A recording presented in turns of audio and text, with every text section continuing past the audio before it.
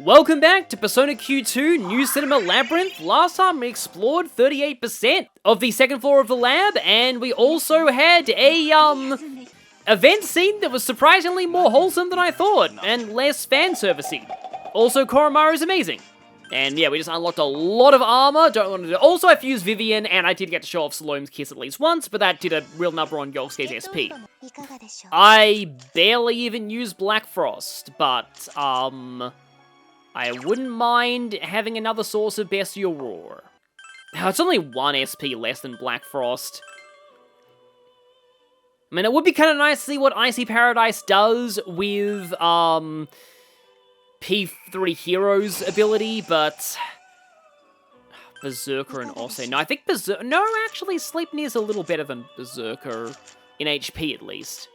Okay, Sleipnir learns double and triple link by level. So, if I pass Bestial Roar and Shura Tensei, I don't need to pass any of the other 2 Link passives. So I can also pass Psy-Strike Link to get, like, 2 links on you.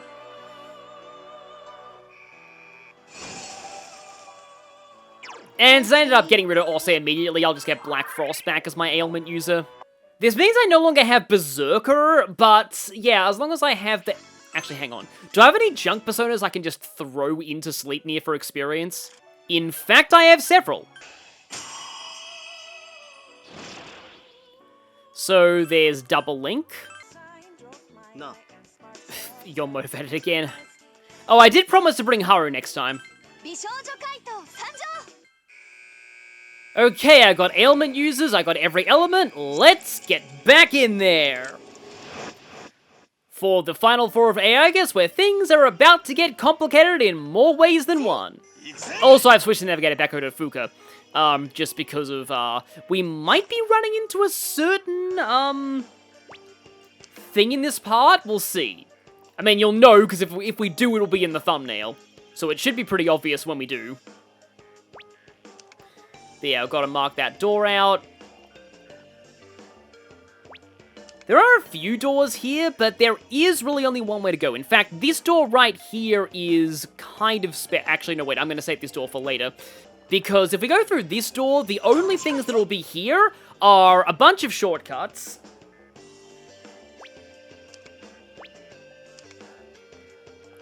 And the map completion chests.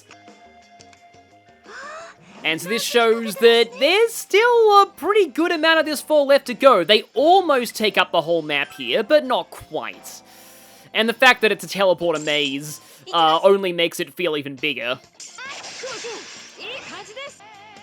I could have been using my move the whole time and not having the chance of misses with Teddy's Frost Edge. So I don't know why they decided to give Teddy all of the physical ice skills, and yet none of them got given to Chie or Yusuke. But I mean, Teddy's not terrible in this game, and that's worth it. Also, I was thinking like, wait, I don't have a healer in this party, but oh no, I have Ken. And Junpei and Patra. I have more healers than I thought. Yeah, it's funny how Teddy also has Line Guard. I mean, I guess he's not a terrible defensive character, but, like, there are better defensive characters.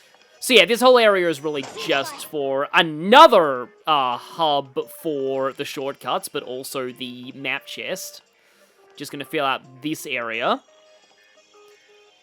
And I suppose, since I talked about, like, you know, well, I talked about superhero movies in the first dungeon, and I talked about, I guess I can keep talking while I am fighting this thing, because, yeah, this is gonna take a little while.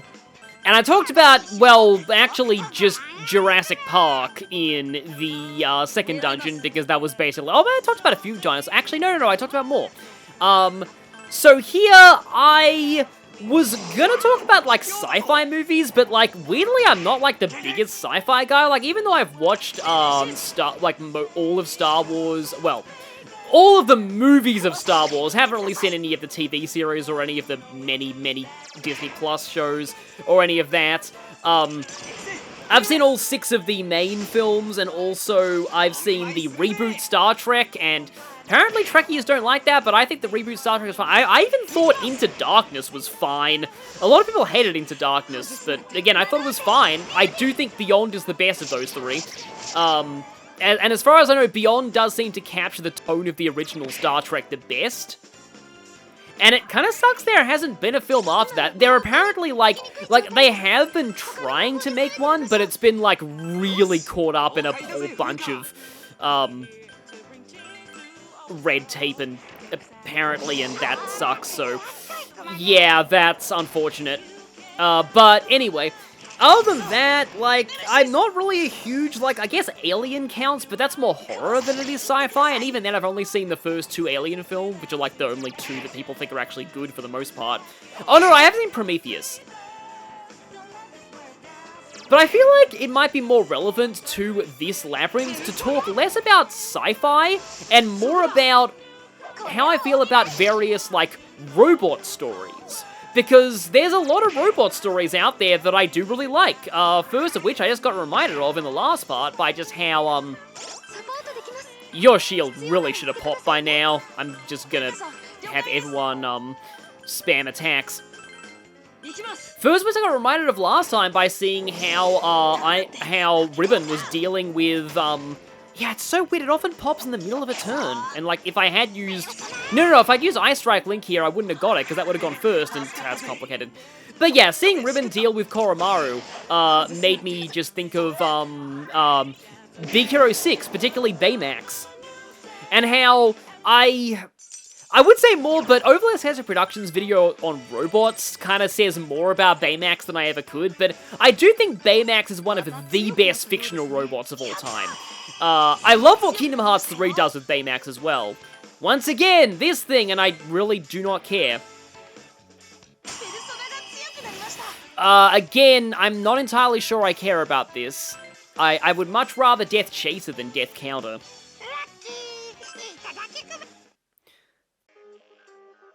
Baymax, like, strikes that balance of being really wholesome, but as the Overly Sarcastic Productions video on robots says, very non-human. So we're gonna get spotted immediately if we try and go any further. We also can see an FOE a little further in. So, the name of the game here is, we basically can't progress through here. Well, okay, so you might have noticed that door looks a little different. Even if we could kill this thing, which is relatively doable at this point in the game, you won't be able to get through that door. That door requires an item to unlock, and we need to fight a mini-boss in this floor to actually get that. And now, yep, we have a choice of 3 teleporters. So let me get my colors ready. And of these 3, okay, I'm going to go for the sky blue teleporter first, because that's going to send me down here.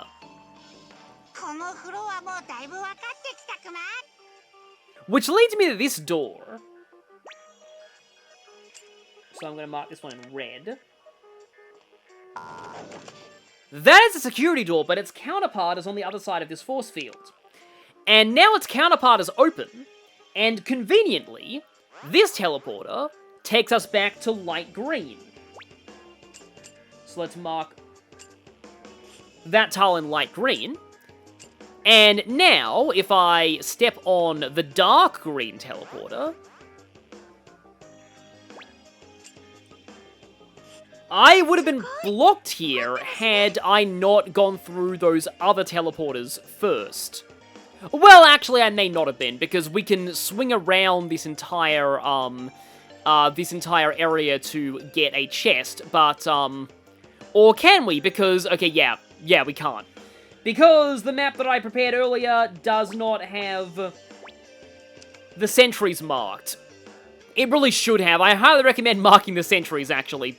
So, yeah, there's a chest over there. And I don't think I want to trip that robot just yet. Because I can actually get out of this area, I believe, now. And by taking a really roundabout way, I will be able to link it back to a shortcut towards the start. So don't worry, I will be able to get that. And, oh, this thing! Dismayed Panzer is weak to only nuke. But most ailments are fine, and like a lot of things here, it resists death. So yeah, finally got the weakness in this dice.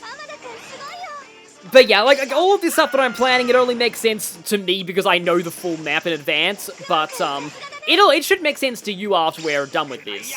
So yeah, Big Hero 6 is a robot story that I quite like, but another one, like, as far as animated movies go, not only my favorite robot story of all time, but one of my favorite just movies of all time, WALL-E. I love WALL-E so much. It just, like, the way that they managed to convey things with just such a limited array of, like, dialogue. There's just very little dialogue in that film, and it's sort of all the better for it. Okay, is that gonna... Nope, not gonna die to the Silent. What's the Panzer gonna do? Oh, just a normal attack, that's fine. Okay, it does go twice, though. And you should be dead before you get a chance to self-destruct. Now, just don't... Ooh. Ah, if I had Risei, I could, oh, I need 5 meters for Oracle. But okay, let's go that. Let's just aim 2 links at that, just to be absolutely sure. Yeah, Bestial Roared. And, okay, good, it missed. Nice. So yeah, WALL-E, just how much it conveys with so little dialogue, I just really love that. It's just, and also the fact that, like, they somehow managed to make, like, one of the best love stories I've seen in, like, a film, with, like, 2 robots who barely have any dialogue. One of them is just a trash compactor robot, and the other's, like, essentially an iPhone. And again, it's like one of the best love stories I've ever seen. In fact, like, I found somebody, like, last year, a fanfic writer, who actually had a fic for WALL-E and Eve, and I was like, wow, that is really cool. I want to see more of that. I think they also had an Estelle Joshua fanfic. Okay, a lot of good level ups there, and nobody learned anything. Speaking of learning things, I feel like the lessons in WALL-E are, they are kind of relevant to the modern day, because, this leads me into another topic about, like, robot movies. The difference between how fiction portrayed AI and what AI actually ended up being. And I'm not sure I really want to go into this, like, too much, because this will get very, very doom and gloom. But yeah. You guys watching this probably live in an era where AI is just suddenly advancing, and, it wasn't what people thought. When it came to fiction, a lot of people preferred to make up AI characters that were, like, stories about humans create life, and that life then takes on a, well, life of its own. And then, you know, wants rights, wants to be independent from its creators, wants to, you know, be its own existence. And there's a lot of stories you can get out of that, like Robot learns to be more human, like with Aegis, or like with Poppy in Xenoblade Chronicles 2, another one of my favorite robot characters of all time. Though honestly, it's really hard for me to describe just why I like Poppy so much. Like, it's just within the narrative of Xenoblade 2, Poppy has some incredible character development. She plays off of the other characters extremely well. Her voice acting is phenomenal. Like, in a game with some pretty spotty voice acting, even I'll admit, as somebody who likes Xenoblade 2. Yeah. Poppy's voice actress is one of the best out of the main party, and I think that does help a lot. I'll just stop my tangent, though, briefly, because I've got another tangent here. Yeah, because we were wronged by society, and therefore we became Phantom Thieves to fight back. Should we really be using that language around Ken? Well, I mean, Ken's probably... I mean, he doesn't really swear that much, but he is kind of infamous for saying, "Ah, crap," when he misses in the original Persona 3. That's another thing that channel has, like a remix video of.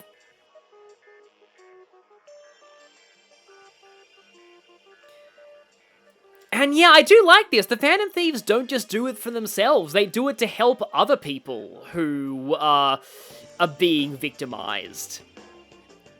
And that's something that Arn focuses on quite a lot. Like, all of the Phantom Thieves, they all do things in their own ways. Like, it's actually kind of cool how, like, they all have, like, the same goal, but all of them have their own, like, different ways of going through that. Like, Joker, I like to think, has a strong sense of justice after what happens to him. Like I just said that. Ryuji's focused on fame a bit at first, but then he kind of comes more along to the protecting his friends angle and also the helping society angle. Morgana's trying to find out who he really is, but also he's kind of being a bit of a mentor to the others.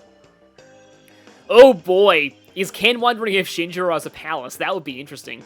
I mean, Shinjiro has a persona, so like, yeah, but, Then again, there were all of those people who did nothing when Ken lost his mother, so maybe he's thinking about them, because Ken was wronged by adults. That's a big part of Ken's story.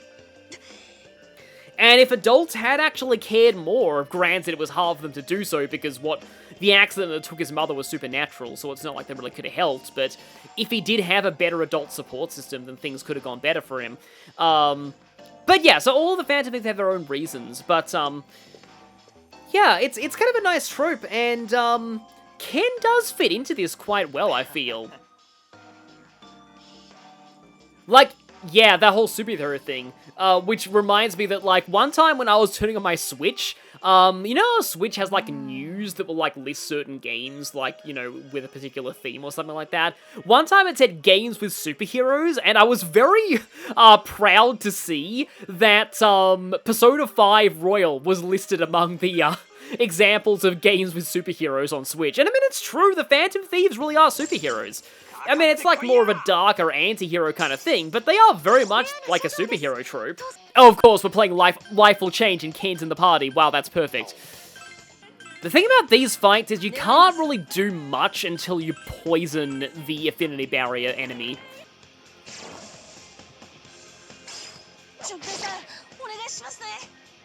Wow, there are not a lot of people who call Junpei-san. Super finish, yes, exactly. So, well, where was I? Oh, right, speaking of things about society that need to change, AI, yeah. So yeah, I was talking about, like, firstly, I don't really think I want windscreen. That would have been good for the Yosuke-saurus fight, but not for here. Wind Boost Magarala would be nice, though, except against Gold Shadows that are Windbane. But yeah, I was talking about, stories about, you know, robots, you know, gradually gaining personality and growing more human. But then you have the kind of the extrapolation of that, which is like that on a larger scale, or the robot racism, some people call it, or robot rights uprisings, or robots as metaphor for oppressed minorities. And that has its issues at times. There are people who sometimes feel like that's not always, like, a great metaphor. I feel like it depends on how it's handled. I think I will actually step into this one. Because that's going to put us... Oh, that puts us here! And now I can kill this.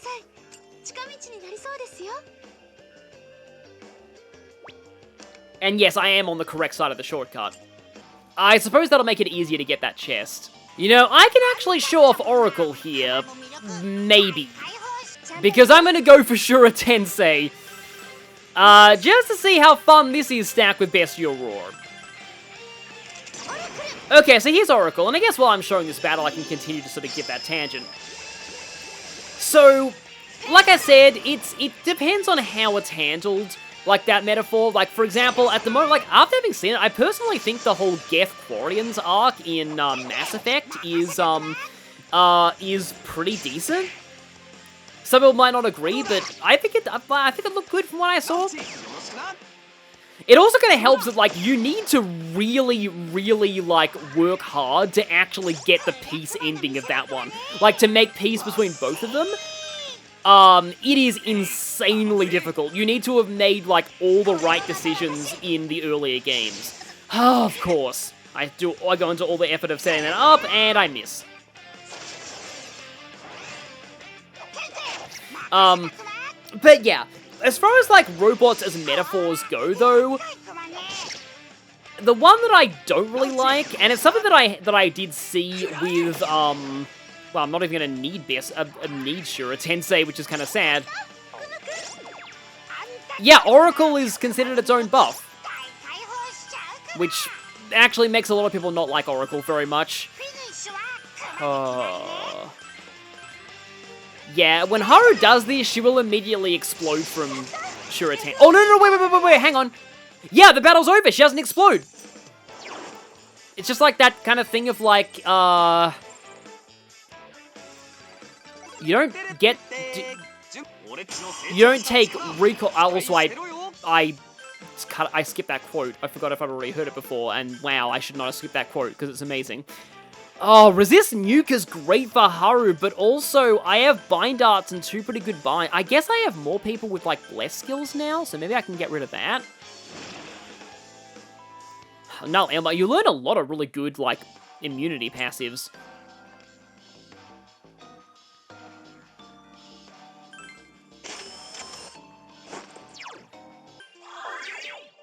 The metaphor that I don't really like with robots, and it's something that, like, that Overlord Classic Productions video brought up on robots that I personally disagree with, and that is, like, robots as autism metaphor.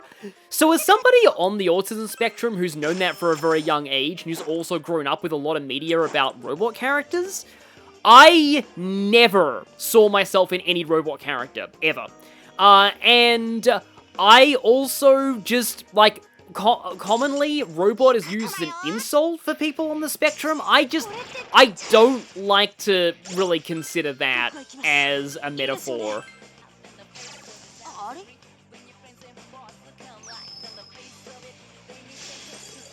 I just missed that thing and it's about to explode. This could end really badly. If I'd hit it, everything would have been fine. Unless I get a follow-up here. Please follow up. No! Okay, that's bad. And yet, only Haru went down. And yet, only Ken and Haru went down. Naoto and Teddy, please be faster than both of these enemies.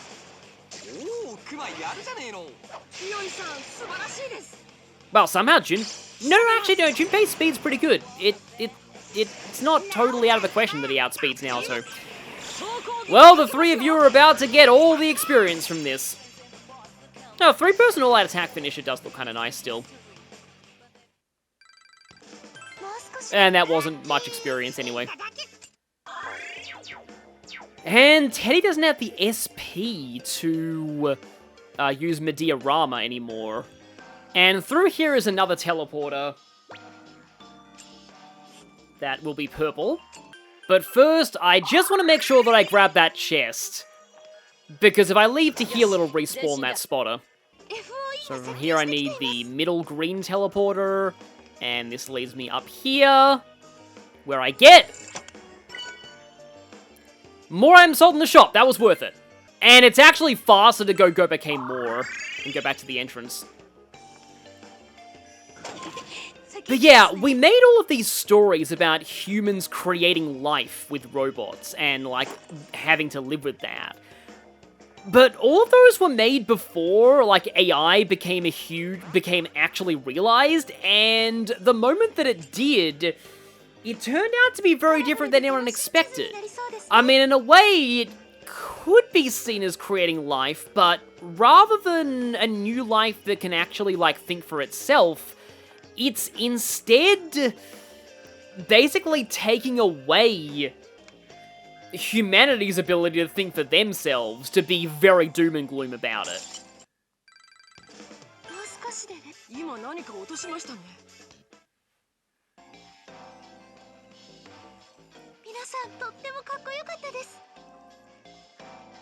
We have a closed door ahead and another teleporter to go through.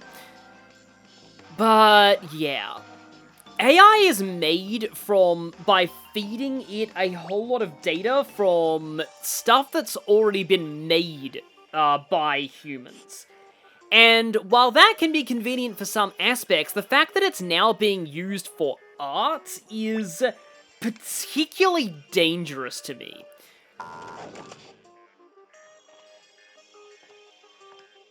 essentially AI by its nature cannot have any form of creativity whatsoever. The way that art works is by taking what came before and then innovating on it, coming up with its own thing. Okay, there's actually two ways you can deal with this puzzle, sorry to be abrupt mood whiplash. One of them is to go through this and then use the teleporter. Both of them make use of the shortcut.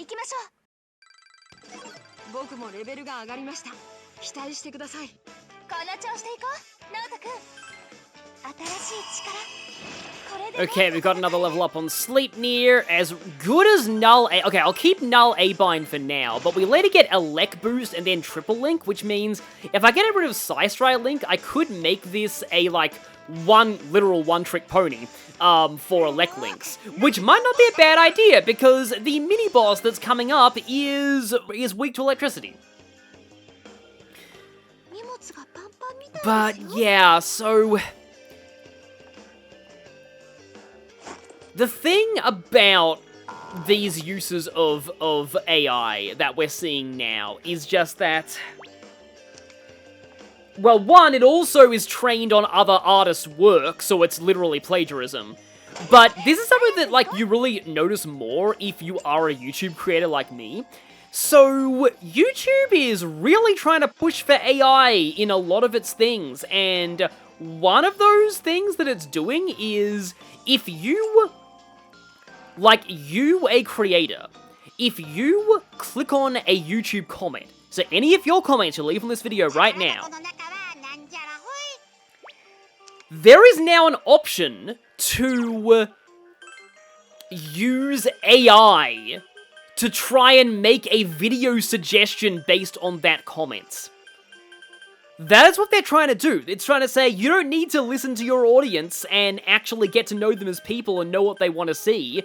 Just use AI. Again, I don't want this video to get too ranty, but, like, that's on top of the fact that there's now, like, AI video inspiration tools that try and, like, they basically just look at all of the videos you've uploaded and just make a bunch of suggested videos based on what they think would do best for your content. And I just feel like if everybody ends up using that stuff, then there's just going to be no more creativity left on YouTube. Okay, this is totally new, actually, but let me just finish that thought for a moment. It's just like, and all that AI can do is just suggest things based exactly on what you're already doing. No innovation, no room for anything new, it's just like, do the exact same of what works. So I just implore all other YouTube creators out there, please ignore those tools, and just use actual creativity when making videos. I feel quite strongly about this. But now, Strikebane Table. This is that enemy that I talked about earlier in the floor that's weird in how it works. So this thing is 200% weak to 2 elements at one time, and there are 15 potential configurations that it can be in, and there's no way of knowing what configuration it's in at any given time, apart from just guessing. So that is unfortunate. So I think right now we'll just focus on the enemies whose weaknesses I definitively know I can hit. Well, I guess I can try Electric since nothing else here is weak to that. Yet none of them are weak to Bless or Curse. And all of them resist Physical. So it's just the classic elements you need to pay attention to. I guess now so I can try and Panic. Yeah, the problem here is I can't even get Lucky Punch crits because it's resistant to Physical. It is very resistant to Physical too, it only takes 20% damage from it. So yeah, if there was like a tell for this, that would be nice. I'm not sure there is. And also, Strikebane Table implies that if you hit it with anything physical, it will... Oh, I got lucky. Nice, okay. It will retaliate with Holy Wrath and inflict all binds on you. So, wow, first time's the charm. That's kind of rare. I don't usually get that lucky. But yeah, so to kind of bring things back full circle, though, one thing I will say is that This is one case where an old movie about robots might actually be more relevant in the modern day, because WALL-E's themes are pretty relevant, I feel, in the age of AI. Because that movie is all about, like, humanity becoming complacent and just relying on technology, and just all of them being, like, overweight and not doing anything for themselves. And at the end of the movie, they are able to overcome their dependence and start living their own lives again.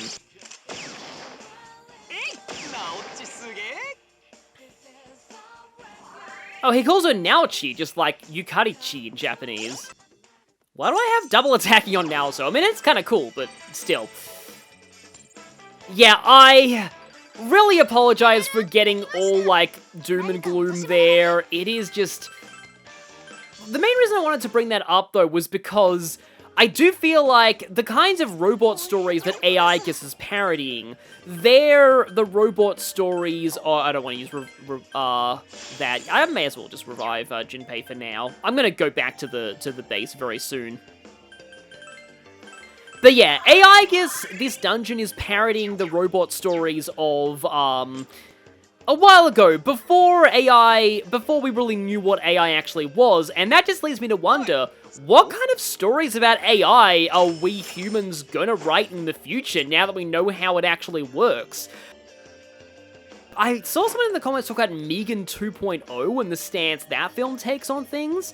I looked at that very briefly, and it kind of talks about the idea of, like, treating, like, AI like children, and, you know, to make it better, we need to be better parents. I kind of can see that, but at the same time, also, there is the whole plagiarism aspects and the whole not encouraging critical thinking and just letting AI do everything for you stuff.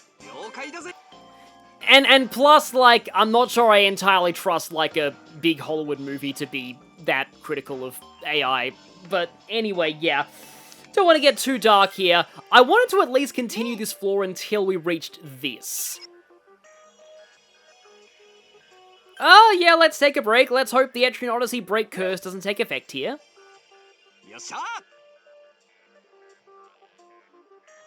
I'd say Junpei is pretty good at reading a crowd, but Kotone is too. Kotone is definitely the more socially adept one, but, you know, she's getting depressed about the whole alternate universe stuff right now. Yeah, I would say Junpei's life of the party. Loudmouth is way too into himself in the best possible way.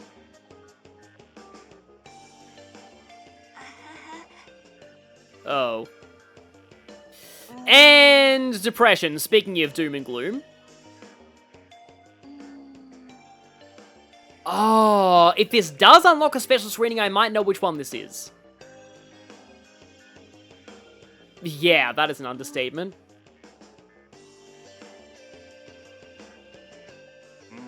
So yeah, this is actually kind of a subplot that is more resolved in side quest than in the main story. But yeah, now the others are gonna make an effort to reach out to Femsi and just try and deal with this whole issue and try and get her to, you know, feel better about it. And on that note, we're gonna be doing special screenings next time. Because coming up, the last part of the floor is gonna involve fighting a mini-boss, and a pretty significant one at that. So I'll be saving that until after we've wrapped up a few more special screenings. See you all then.